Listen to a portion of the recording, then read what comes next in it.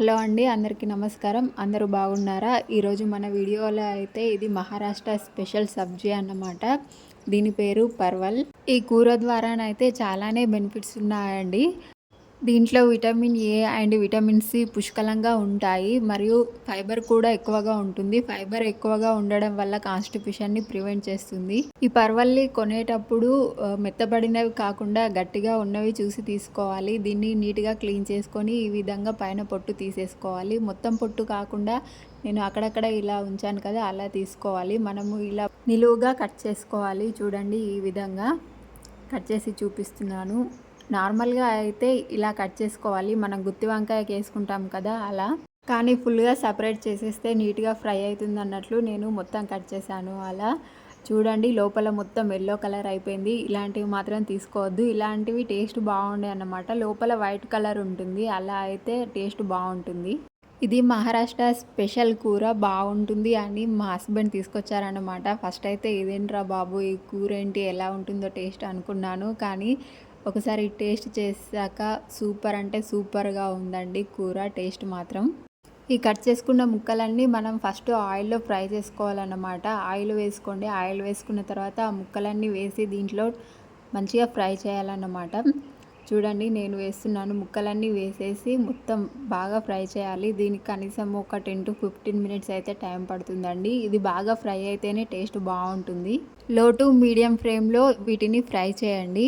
నిజానికి మన పొట్టకి అన్నీ అరిగించుకునే శక్తి ఉన్నప్పుడే అన్నీ టేస్ట్ చేయాలండి. కొందరు కూర్చుంటారు, ఇది బాగాలేదు, అది బాగాలేదు, నేను ఇది తినను, అది తినను అని. అలా చేయకుండా మన పొట్ట బాగా పనిచేస్తున్నప్పుడే అన్నీ తినేసేయండి. అన్నీ టేస్ట్ చూడండి. చూడండి, బాగా ఫ్రై అయింది. బాగా ఫ్రై అయిన తర్వాత దీన్ని ఒక సపరేట్ ప్లేట్లోకి తీసుకొని పెట్టుకోండి. ఈ కర్రీకి ఆయిల్ కొంచెం ఎక్కువే పడుతుందండి.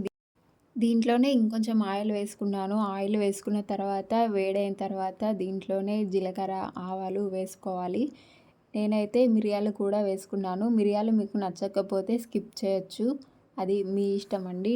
మిరియాలు అయితే హెల్త్కి మంచిదని నేనైతే మిరియాలు వేసాను. నెక్స్ట్ పచ్చిమిర్చి వేసుకోండి.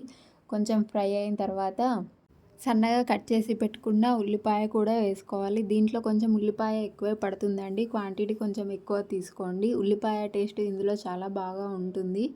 తర్వాత కొంచెం కరివేపాకు కూడా వేసుకోవాలి. ఇది మొత్తం మంచిగా ఫ్రై అయ్యేదాకా చూసుకోండి. మధ్య మధ్యలో కలుపుకుంటూ దీన్ని బాగా ఫ్రై చేయాలి. మూత పెట్టుకోండి. మూత పెట్టుకొని కలుపుతూ ఉంటే ఈజీగా ఫ్రై అయిపోతుంది. టేస్ట్ కూడా బాగుంటుంది. దీంట్లో కొంచెం సాల్ట్ కూడా వేసుకోండి. సాల్ట్ వేసుకుంటే ఉల్లిపాయ తొందరగా ఉడికిపోతుంది. మీరు ఎప్పుడైనా ఇలా మీకు అసలు తెలియని కూరగాయలతో వంట చేశారా? ఒకవేళ అలా చేసినట్లయితే కామెంట్ సెక్షన్లో తెలియజేయండి. ఆ కర్రీ ఏంటో కూడా, దాని పేరు కూడా తెలియజేయండి. ఈ ఉల్లిపాయలు చాలా పచ్చి ఉల్లిపాయలు ఉన్నట్లున్నాయండి. అసలు ఉడకడం లేదు. దీంట్లోనే కొంచెం అల్లం వెల్లుల్లి పేస్ట్ కూడా వేసుకోవాలి. అల్లం వెల్లుల్లి పేస్ట్ అయితే చాలా బాగుంటుందండి టేస్ట్. అప్పుడే ఫ్రెష్గా చేసుకొని వేసుకోండి, టేస్ట్ అయితే ఇంకా చాలా బాగుంటుంది. దీంట్లోనే పసుపు కూడా వేసుకోవాలి. అల్లం వెల్లుల్లి పేస్ట్ కొంచెం పచ్చి వాసన పోయిన తర్వాత దీంట్లోనే సన్నగా తరిగి పెట్టుకున్న టమాటాలు వేసుకోవాలి. దీంట్లో టమాటాలు కూడా క్వాంటిటీ కొంచెం ఎక్కువ పడుతుందండి. మూత పెడుతూ లో ఫ్లేమ్ పైన చాలా బాగా ఫ్రై చేసుకోవాలి. ఈ ఉల్లిపాయలు, టమాటాలు ఎంత బాగా ఫ్రై అయితే టేస్ట్ అంత బాగుంటుందండి. దీంట్లోనే ఇంకా సాల్ట్ వేసుకోండి. అప్పుడు కొంచెం ఉల్లిపాయలలో కొంచెం వేసాం కదా, దాన్ని చూసుకొని ఇప్పుడు కూడా సాల్ట్ వేసుకోండి.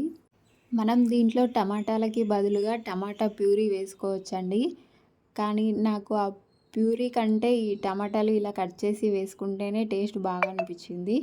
ఇప్పుడు దీంట్లో మీ టేస్ట్కి తగ్గట్టు మిర్చి పౌడర్ వేసుకోండి. తర్వాత ధనియాల పొడి కూడా వేసుకోవాలి. ఇవన్నీ వేసిన తర్వాత మళ్ళీ మూత పెట్టి కాసేపు ఫ్రై చేయండి.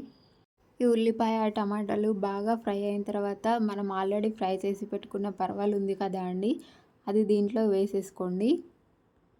ఉల్లిపాయ, టమాటాలను, ఈ పర్వాల ముక్కలని మొత్తం నీట్గా కలుపుకోండి. మొత్తం కలిసిపోయేలాగా కలుపుకోవాలి.